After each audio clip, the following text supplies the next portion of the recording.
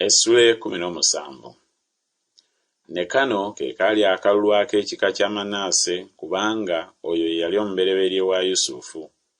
Makiri omubereberye wa Manaase era jjajja wa Gireyaadi, kubanga yali mulwanyi, kyeyava alya Gireyaadi ne Basani. N'akalulu ak'abaana ba Manaase abalala kaali ng'enda zaabwe bwe zaali: ak'abaana ba Abiyezeeri, n'ak'abaana ba Kereki, n'ak'abaana ba Asuliyeri, n'ak'abaana ba Sekemu, n'ak'abaana ba Keferi, n'ak'abaana ba Semida. Abo be baana ab'obulenzi aba Manaase omwana wa Yusufu ng'enda zaabwe bwe zaali. Naye Zerofekadi omwana wa Keferi, omwana wa Gireyaadi, omwana wa Makiri, omwana wa Manaase, teyazaala babulenzi wabula ab'obuwala. Nagano ge mannya ag'abaana be ab'obuwala: Maala ne Noowa, Kogula, Mirika ne Tiruza. Ne basemberera Eriyazaali kabona ne Yoswa omwana wa Nuuni n'abakulu nga boogera nti, Mukama yalagira Musa okutuwa obusika mu baganda baffe, kyeyava abawa nga Mukama bwe yalagira obusika mu baganda ba kitaabwe.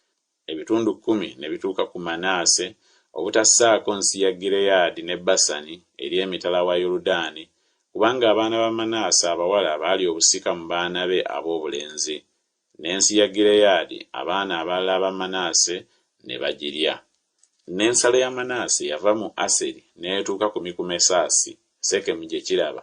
Ensalo n'eyita ku mukono ogwa ddyo n'etuuka ku abo abaali mu Entapuwa. Ensi ya Tapuwa Manaase n'agirya, naye Tapuwa ekyali mu nsalo ya Manaase abaana ba Efulayimu ne bakirya. Ensalo n'ekka n'etuuka ku mugga Kaana ku luuyi olw'obukiika obwa ddyo olw'omugga. Ebibuga ebyo Efulayimu n'abirya mu bibuga bya Manaase. N'ensalo ya Manaase yali ku luuyi olw'obukiika obwa kkono olw'omugga, n'enkomerero zaayo zaali ku nnyanja. Oluuyi olw'obukiika obwa ddyo Efulayimu n'alulya, n'oluuyi olw'obukiika obwa kkono Manaase n'alulya. N'ennyanja yali nsalo ye. Ne batuuka ku Aseri ku luuyi olw'obukiika obwa kkono, ne ku Isakaali ku luuyi olw'ebuvanjuba. Manaase n'alya mu nsi ya Isakaali n'eya Aseri, Besuseyani n'ebibuga byakyo, ne Ibuleyamu n'ebibuga byakyo, n'abaali mu Doli n'ebibuga byakyo, n'abaali mu Endoli n'ebibuga byakyo, n'abaali mu Taanaki n'ebibuga byakyo, n'abaali mu Megiddo n'ebibuga byakyo, z'ensozi 3. Naye abaana ba Manaase ne batayinza kugobamu abaali mu bibuga ebyo, naye Abakanani ne baagala okubeera mu nsi eyo. Awo abaana ba Isirayiri bwe baafuna amaanyi ne bakoza Abakanani emirimu emiragire, ne batabagobera ddala.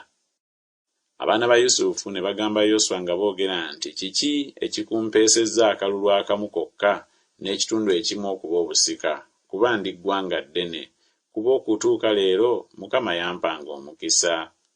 Yoswa n'abagamba nti, oba oli ggwanga ddene, golokoka ogende mu kibira, weesaayire omwo mu nsi ey'Abaperizi n'ey'Abalefa, kubanga ensi ey'ensozi ya Efulayimu ekufunza. Abaana ba Yusufu ne boogera nti, ensi ey'ensozi tetumala. N'Abakanani bonna abali mu nsi ey'ekiwonvu balina amagaali ag'ebyuma, abo abali mu Besuseyani n'ebibuga byakyo, era n'abo abali mu kiwonvu eky'Yezuleeri. Yoswa n'agamba ennyumba ya Yusufu ye Efulayimu ne Manaase ng'ayogera nti, oli ggwanga ddene era olina n'amaanyi mangi, toliba na kalulu kamu kokka, naye ensi ey'ensozi eribeera yiyo, kuba newaakubadde nga kibira, oli kisaawa, n'amakubo agavaamu galiba gago, kubanga Abakanani olibagobamu, newaakubadde nga balina amagaali ag'ebyuma, era newaakubadde nga b'amaanyi.